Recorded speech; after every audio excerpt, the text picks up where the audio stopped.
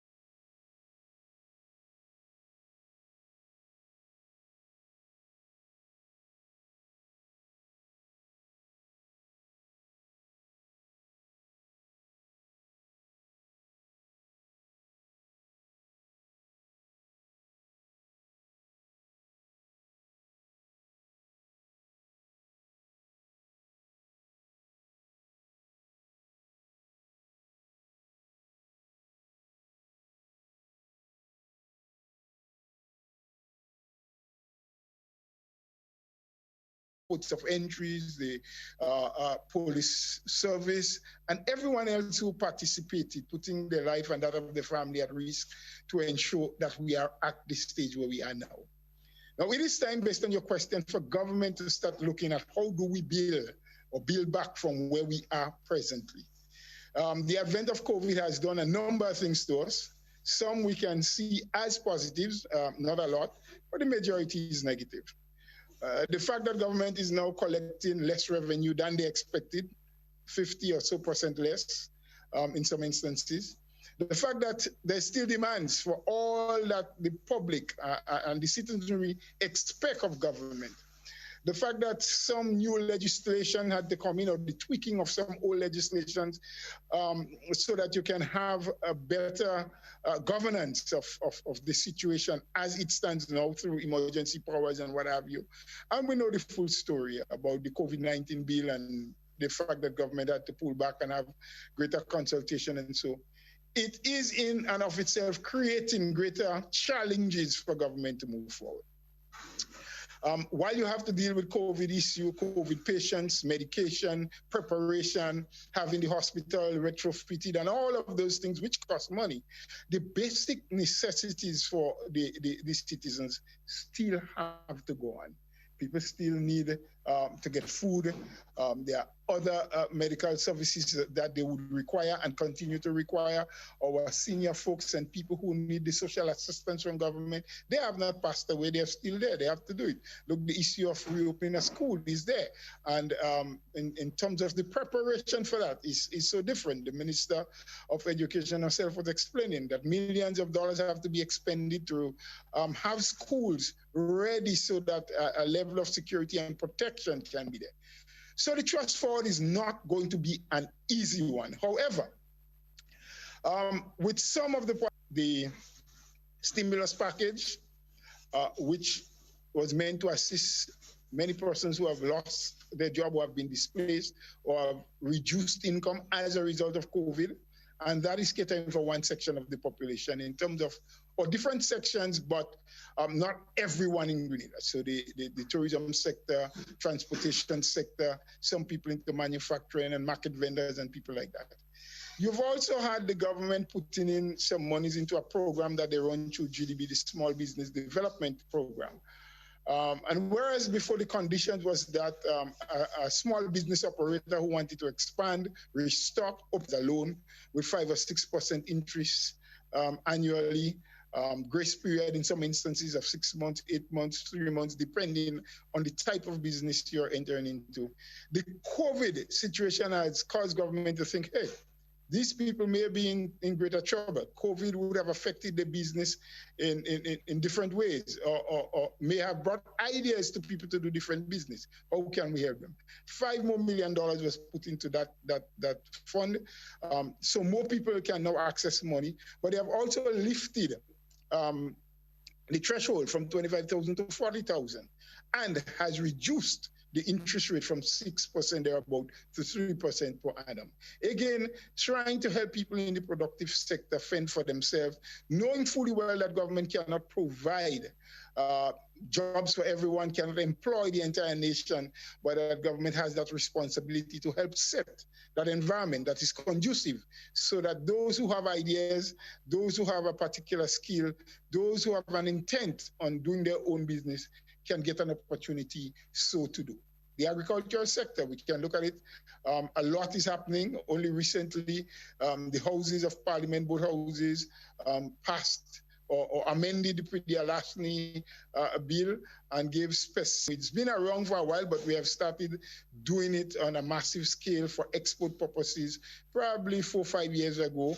And the time has come when it needs greater protection, because government feels also through the Ministry of Agriculture that this is an avenue where people who are probably unemployed or underemployed or need something extra to do can get into that area and can make some much needed funds and can help bring in foreign exchange into the country and so forth. We're looking at a number of projects that are in the making. Some have started, some we had sword turning ceremony, some still on the books to come. So there are a number of things, but most importantly, what I believe is the lesson to be learned, and what government should take cognizance of and prepare our people for, is that nothing that happens, good or bad, must be taken for granted, because situations can change at any time, from any angle. And so mentally and otherwise, our people must be prepared to deal with difficult and challenging circumstances.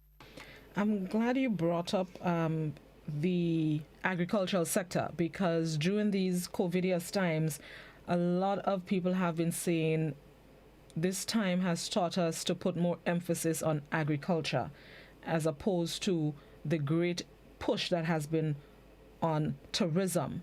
What's your take on this and the need to sort of put more focus on agriculture? Blossom, that's a subject matter that has been discussed through and through, backward and forward for many times. But a lot of times people say more should be done for agriculture, but they never say what more should be done or how the more must be done.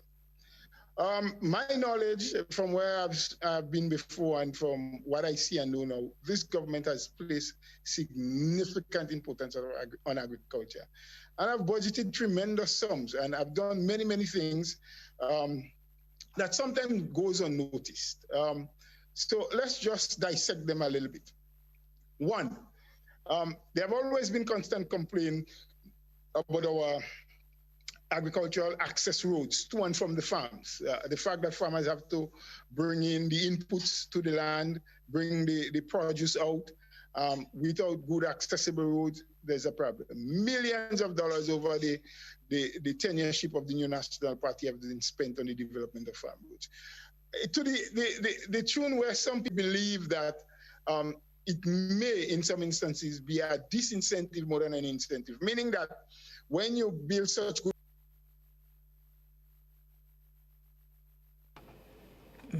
Okay, Mr. Bhola appears to be frozen just a little bit.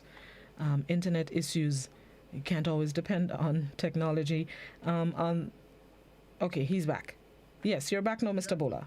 Well, sorry, I heard you there, and it has to be internet because I've not touch anything on my device. So No problem. that's the internet service, yes. No problem. Yeah, I was just making the point, and I can reiterate, yes, the government has spent millions of dollars on farm access routes so that farmers can get an opportunity to bring in their inputs, take out their produce, get it to market, and so. And to the tune that some people even argue that the quality of roads that has been built to access farmlands may act against farming in that the quality is of such high standard that people may now see the need to get into real estate as opposed to farming. An issue that can be discussed at another time. The fact that government continue to look at our climatic conditions, and we know very well the issue of climate change and what it is doing, the warming of the Grenada has become shorter. And when we do get rain, we get heavy downpours that result in floods and slides, landslides. And so farmers cannot be totally dependable on the rainfall again for farming. So government has moved and brought in pumps and online and on-farm and off-farm equipment for irrigation. So most farmers now, as compared to 10, 15 or 20 years ago, are farming using irrigation systems, whether they have water holes, they use a stream or what have you. It's an investment that government has put money into. The same GDP program that I spoke about before, small business. A number of farmers are accessing it, not only to get pumps and lines and so forth, and seeds and fertilizer chemicals to get the produce going, but also to get into the what we call climate smart agriculture, where greenhouses are now the order of the day, where you can have better control of the climatic conditions and you can farm year round. So we're seeing tremendous investment. A lot of private sector people are now getting into plows or buying of tractors because the government pool of tractors have had its difficulties over the years, and government has taken a decision that they're probably not getting the best out of it. So they have encouraged private sector people. You get concessions, you bring in machines. Government still subsidize the cost of plowing for farmers and so. We continue to do, as government, a whole lot of plans for the planting season for farmers, which just opened end of July, early August, with hundreds of thousands of plants, variety, the soursop, the cocoa, the nutmeg, citrus, the orchards, like mangoes and a variety of stuff. Farm labor program, this year, even at a time when revenues are low, government is spending over $1 million on the farm labor program. And that is where farmers get an opportunity to have people come onto the farm and assist them, whether it is with the bushing, pruning, drainage, planting, land preparation, whatever the work is, supervised by the extension division and paid for by government. Fertilizer coming in, chemical leaves from Morocco and so forth.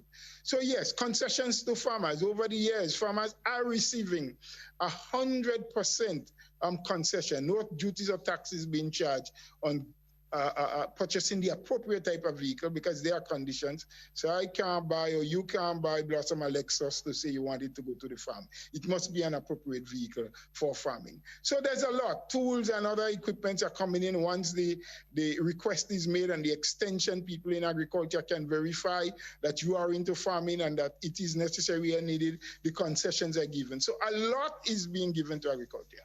However, though, we have to make that balance.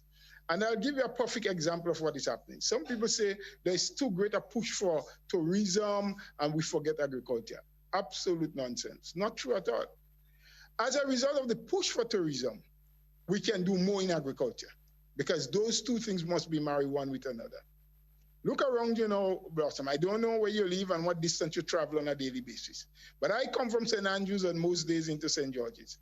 And since COVID came around, and we saw the lockdown of the hotels and no more tourist ship coming in, there are a number of vendors along the streets in almost every village that you pass through.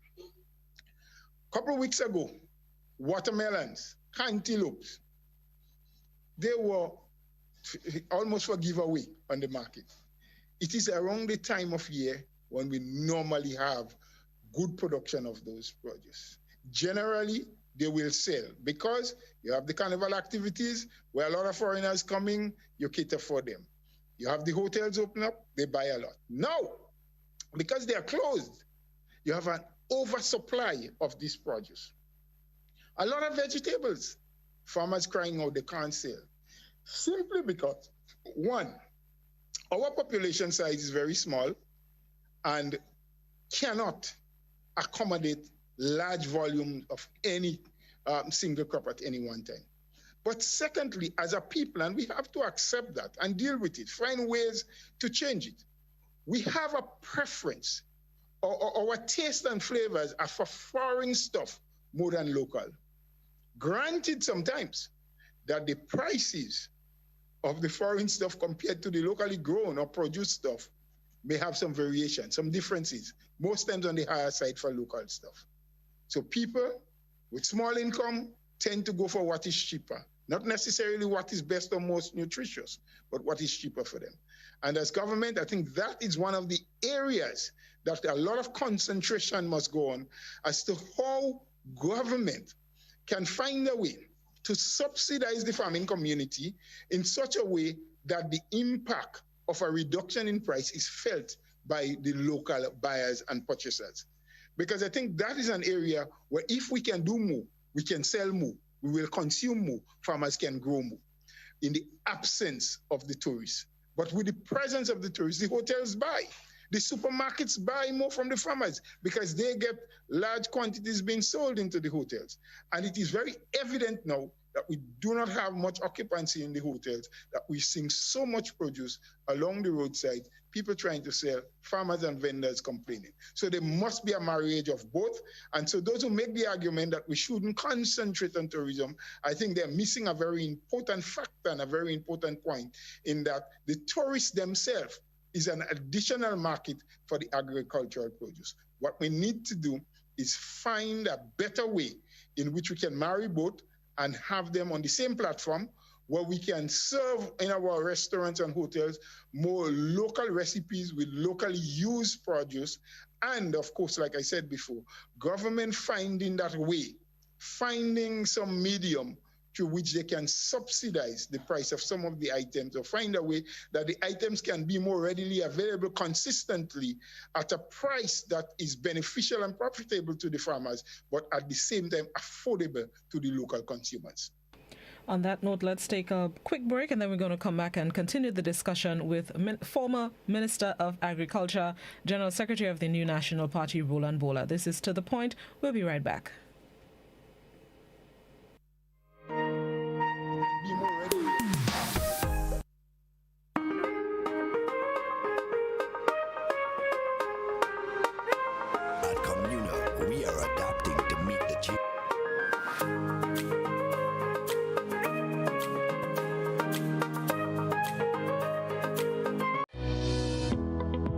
Reopening of operations at the Maurice Bishop International Airport and Lauriston Airport in Carriacou, the Grenada Airports Authority has made changes to its operations that will help stop the spread of COVID-19 and keep passengers and airport employees safe. When you come to the airport, wearing of face coverings are required upon entry. Only ticketed passengers, crew members, and airport employees will be allowed to enter the airport terminal. Accompanying persons may be allowed access to assist passengers with special needs or unaccompanied minors. Temperature checks using contact-free thermometers will be conducted on all passengers. Only asymptomatic passengers will be allowed to proceed to the check-in process, while passengers with elevated temperatures will be referred to the public health desk for secondary assessment. After checking in, passengers are to proceed directly to immigration and security checkpoints with completed ED forms. While in the departure hall, passengers must sit according to physical distancing decals and await boarding call by seat numbers before joining the queue. All arriving passengers and crew must wear a mask before entering the terminal building, observe physical distancing, and sanitize upon entry. In addition to completing an ED form, arriving passengers must present a completed Grenada Health Declaration form and a negative COVID-19 PCR test result conducted within 7 days of travel. All arriving passengers will be screened and tested as necessary upon entry by health officials and may be subject to mandatory quarantine for a minimum of 2 to 4 days or maximum of 14 days. Visit www.covid19.gov.gd for regular updates. Passengers will be required to pay for all tests, monitoring, and accommodation as necessary. Once cleared to proceed to Immigration and Customs, passengers will be directed to the GAA-approved taxi dispatcher's desk. Passengers traveling from a green zone will be directed to a separate pickup location. Passengers who are not cleared will be directed by the public health officials. The GAA has strengthened its operational practices to help reduce the transmission of COVID-19 while bringing peace of mind to passengers and staff, providing a safe travel experience for all. Ladies and gentlemen, are you ready to win? Join the fun and excitement online. Play Waggity's Virtual Bingo. It's on again on Sunday, August 30th from 6 p.m. with a whopping US $10,000 to be won. Tickets are only $10 and are available at gotofet.com or special box offices island-wide, including Carriacou and Philly Martinique. Waggity's Virtual Bingo. People who've tried it love it. And it's so easy to play. Look out for live performances and DJ music. So come join the fun online. Waggity's Virtual Bingo, bringing the vibes to your doorstep.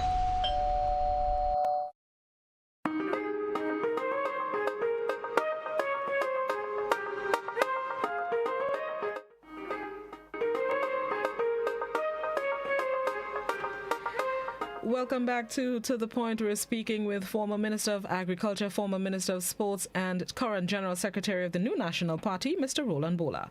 Mr. Bhola, in the interest of time, let's get to some of the questions that we have from our viewers and listeners. One of the questions on Facebook asks, if we are so concerned about agriculture, why are we cutting down trees and grading farmlands to build hotels? Well, I'm not sure exactly why, where that is happening, but we all know in any country, anywhere around the world, where development is to take place, where people are expected to expand their economic activities, there are going to be conditions and times where some things that we'd rather not have happen, all in the interest of development. I do agree that there must be a balance, that one cannot just be ultra one side or the next. But let's be honest with ourselves. Is there really a lack of farmland in Grenada at this particular time? Have there been people who have interests, have the resources, have come forward saying that, look, I am expected to farm or I want to farm, and there's no way for me to do it? I do agree that we have to be careful, that one must consider how much of what land space you're using, that are good arable lands for agriculture. It is necessary to do those things. But at this present time, I don't know if that is a major problem confronting us in Grenada. I honestly don't believe that, but I believe we can get there if we are not careful. I think it is an issue. A lot of development, in the name of development, as you said, a lot of sacrifices are being made. Last address immediately comes to mind. The south of the island immediately comes to mind. Like you said, you're not aware, but it is happening, and it is a major cause of concern for a lot of us. Let's go to the phone lines. Good morning, caller. Good morning to you, Miss Blossom, that's fine. Blossom, and to you, Mr. Bhola. What you're talking about is something that's been happening from creation. You cut down lands to to plantation to thing, and it's not the best practice, but it's something that well, since we know itself, people have been cutting areas, cutting plantation to put in buildings. That is not new. Mr. Bhola, there is a rumor out there that 40 persons are infested with the disease. And I would like the government to do all in their power to make sure that they get on to the bottom of that rumor. It is very bad for people to spread those kind of rumors in a time when we are doing everything to combat with this disease. So I hope it is an error. I hope that all effort is put into it to make sure that you catch the culprits, the persons that are doing that. It is not good advertisement for the country. So it should be something that government deal in immediately. And yesterday, we heard Mr. Buck claiming that he is being alleged of criminal offense. He said that he's going to look into it. He actually blamed a newspaper editor for carrying that story. I think it's a very dangerous thing to do to anybody. Whether it's Mr. Buck or who, that should not be done. And I hope that Mr. Buck get to the bottom of that. You should not be squandering anybody's name. Thank you. Thank you, caller. Mr. Bhola? Well, if I can respond, I'll take the second one first. I do agree with the caller, and I did get the opportunity to listen to Mr. Buck. I think it is not right for anyone. It doesn't matter who you are. That you'll be put in a bad light, that an article, when I first saw the headlines, I jumped, I was shocked. I was wondering, well, I mean, where did that come from? What criminal investigation could be happening? So it was a shocker to me, but having read the article, you realize that it probably was, I don't know if it was a ploy to get more readers, and I leave it there because I thought Mr. Buck himself gave a very good explanation and said he would deal with it. As it relates to the fake news, this is something that has been around since the advent of social platforms. It is getting, I think, what I want to use, more prevalent. More and more people are doing it. It is not a correct thing. It is not good when you put out those false sort of news release. I do hope, as well as the caller, that the authorities and the powers that be have seen something from the Ministry of Health, the CMO to be exact, claiming that it is fake, it is totally false, it is not good for our image and everything else. And people must become much more conscious as to what they put out and to understand the implications of what they put out. And it has very little to do with politics, who you like, who you dislike as a government, because your time and all of us time will come to determine whether we keep our government or we get rid of them. We put in who we like or so. And when that time comes, everybody has the freedom to do that. But to put out those kind of news that is fake, that is untrue, really puts a bad light on us as a people and on the country. And I hope that people will desist from those kinds of things, and that the authorities at least can get to the bottom of it and probably make an example of those who are doing those kind of things so that it can desist. All right, back to the phone lines. Good morning, caller. Good morning, my dear lady, Mr. Bhola. Good morning. Now, manufacture and tourism is the biggest industry in the world, you know. Manufacturing goods and tourism is the biggest industry in the world, the most coming from that area. Now, cutting a tree for development in a country, I see no reason why people are about that. AC building and vehicle more polluted than cutting down two trees. You know that? AC building and vehicle smoke, pollution from vehicles more poisonous than the cutting down two trees to put a hotel, to put a house. You know, if you develop in a country, you must cut down two trees. So why people making this big fuss about cutting down trees? Going on 1 million trees. Going on country by trees, you know. So I think it's time that we get to understand things. I mean, when you're in a country going forward, developing, you must cut down certain things to do certain things. So you have no complaint about that. Agriculture is the biggest source to every country. Agriculture is the biggest resource to every country in the world. But I mean, I find people saying they're not in agriculture in Grenada, it's true, they're not much as used to, but they have agriculture and tourism work together. All them things is hand to hand. You know, I mean, upon this time, we let people get wise on things and learn on things and do. So, Bhola, I like people to come together, good and come together and open industry.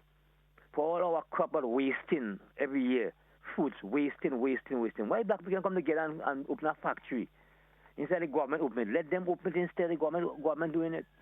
Okay. Bless it. Thank you very much. Mr. Bhola? Well, I thank the caller for that. Well, one thing, though, I think people have a right to be concerned about things that they perceive can be detrimental and dangerous. So, yes, trees have to be cut down. We'd have to do some things that some of the environmentalists and so may not be too in sync with, but they have a right. And I think it is necessary and it is good for the balance, because if nobody speaks about it, then probably we would lose sight of it and devastate the entire island. So it is okay.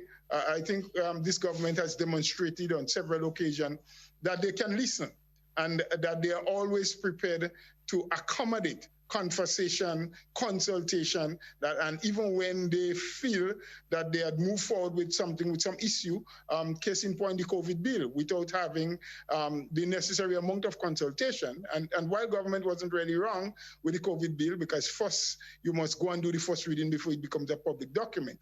After the first reading in Parliament, then you are open up for consultation. But there are some things that are a little controversial, and maybe first, before you even think about taking it to Parliament, there could be consultation. And this government has demonstrated that democracy is alive and well in Grenada, and that they would always listen, and when needs be, they will consult the people. So it is okay for people to come up with it. I think the government has a listening ear. There's a WhatsApp question. What do you think we are missing in dealing with prettier larceny? I don't think there is a silver bullet to that. There's no one straight answer. There are a number of things. People have to wise up and become more conscious, for one. I think that the penalties that are meted out to the perpetrators, those who go along and steal from the farmers, similar or even higher penalties should be meted out to the people who purchase from them, knowing that these people don't have any lands that they are generally stealing, because there are a lot of vendors who encourage, I say, people to go and steal because they get it at cheaper price than they would get it from the farmer. So I think the tweaking of the law has a lot to do, the way our magistrates and judges hand down the judgments in some of those cases, the ability for the police officers and those who are investigating to use photos and so, because sometimes for some produce that are perishable, the length of time that it takes for a court matter to be completed, some of these produce are gone and you don't have them as exhibits. But I think photographs should be accepted once you can get a photograph of the produce. The time in which it takes for a court matter to go through. I mean, think about a farmer who depends solely on his land for his survival. A perpetrator is caught. He's informed that the case is on Monday. He goes to the court only to hear that it's dismissed for 2 weeks away. He goes back in 2 weeks' time, it's put off again for another month. These are several days where the farmer is losing productivity, where he can't get a chance to go to the farm. He may have to go to St. George's, coming from the countryside or wherever. So he loses an entire day, absolutely no production, and there is no compensation. So I don't know that there is one thing. There are a number of things that we still have to look at. We still have to train our people. I think the ministry has moved into, and there are some farmers that now have set up these remote cameras on their property where they don't have to be present, but it can take photos of who's entering and what they're doing and store it onto a system that we can look back at. All of those things are necessary. They are very handy. More people should get involved in it. The government, probably that's one of the ways in which government can subsidize to ensure that the cost of those equipments is not overburdening for the farmers. And the laws must be tailor-made to accept the evidence that you can get from those photos. So a number of things can be done, and maybe what we need is continued dialogue on the issues. And so as people come up with more and advanced ways of doing it and dealing with it, it can be implemented so that everyone can be assisted, especially the farmers as a result. And a Facebook question. We see some countries in the Caribbean legalizing marijuana. Do you think marijuana should be legalized in Grenada to help the economy pick up? I think it's more than my thinking. What I think, I don't think matters much, but I do know that there's a particular minister of government that has been given responsibility to start doing what we can call some soul searching, some touching base, to hear from some people, because the issue of growing marijuana or legalizing marijuana or decriminalizing marijuana, because there are several ways in which they speak about it. It is not a clear-cut issue. It is not an issue that you just say we are going this way or that way. I think there are a lot of people who are for, there are a lot of people that are against. Some have merits for going for it, some have merits why we shouldn't go for it. So it's again an issue that must be well thought out. The consultation must happen. Examples of what has happened in other countries must be looked at. Scenarios must be checked.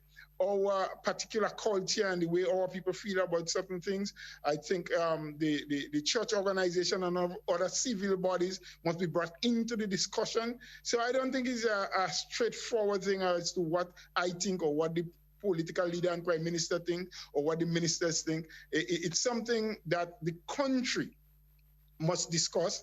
For those who have the apprehensions about it and disbelief in it, must be made to feel secure based on the legislations that will be put in place. And those who are for it must get an understanding that even with the legalization, it doesn't mean that you can now walk around and share it to everybody. So I think we have a little distance to go, but it is something worth considering. It is a conversation that must start.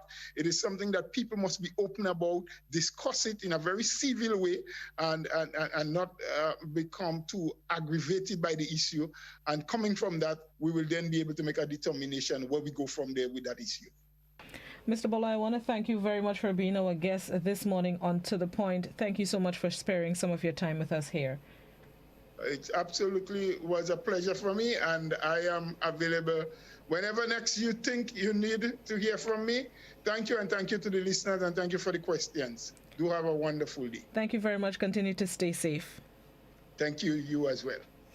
We'd like to thank Mr. Roland Bhola, former Minister of Agriculture, former Minister of Sports, General Secretary of the New National Party, for being our guest this morning. We thank him for his time. This is where we end the program as we prepare for the broadcast of this morning's CPL match. The match scheduled to start at 10 a.m. There's a pre-game warm-up at 9:45. This morning's game will feature St. Lucia Zouks, which has Andre Fletcher in its lineup as opening batsman and wicketkeeper, and they come up against host Trinbago Knight Riders. So stay tuned to Classic 105 and GBN for this morning's match. That's the end of my time today. Thank you so much for participating. I'll be back with you tomorrow, God willing. Until then, stay safe and everybody stay good. Have a good day. I'm reaching my dreams with you.